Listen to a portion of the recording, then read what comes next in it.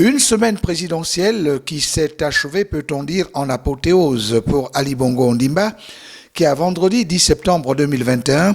présidé la traditionnelle réunion du Conseil supérieur de la magistrature en sa qualité de président du dit Conseil. Rappelant l'attachement qu'il accorde à la bonne administration de la justice dans son pays, le chef de l'État a expliqué que de celle-ci dépend la qualité de l'État de droit, le Gabon en constituant un, et l'harmonie au sein de la société. Le président de la République a tenu à féliciter solennellement les membres sortants de l'institution qui, en dépit des difficultés rencontrées tout au long de leur mandat,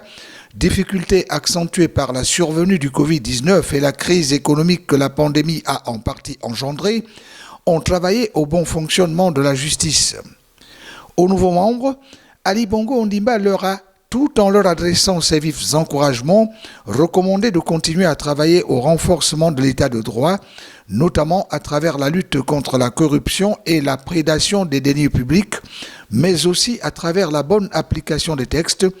ainsi qu'à lutter contre les comportements contraires à la déontologie au sein de la magistrature.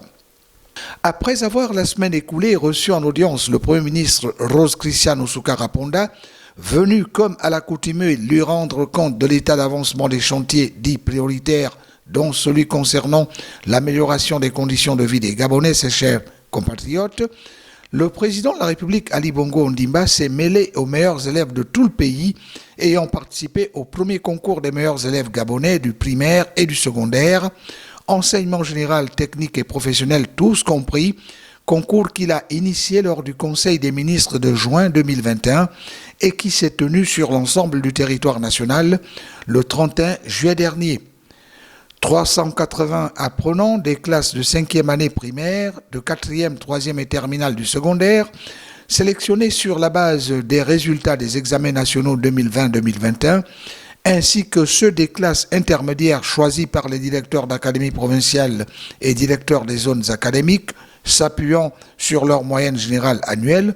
ont participé au dit concours, remporté par 122 d'entre eux.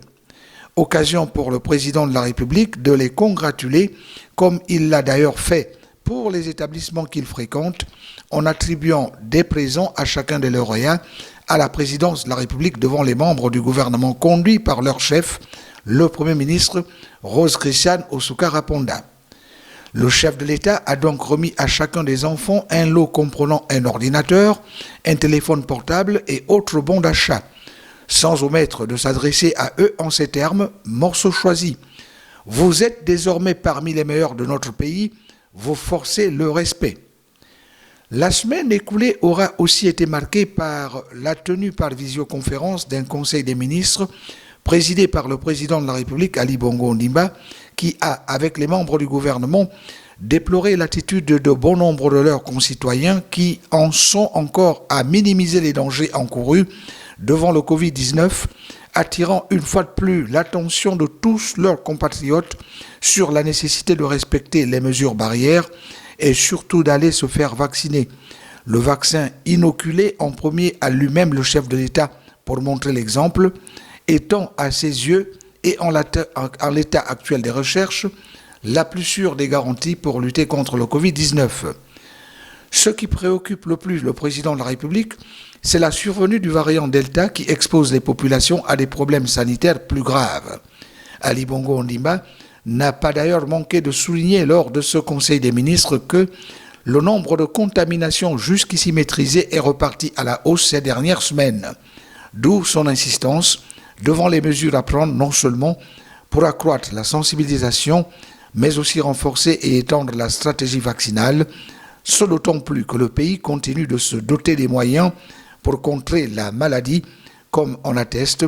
l'acquisition toute prochaine de doses supplémentaires de vaccins Pfizer et Johnson & Johnson.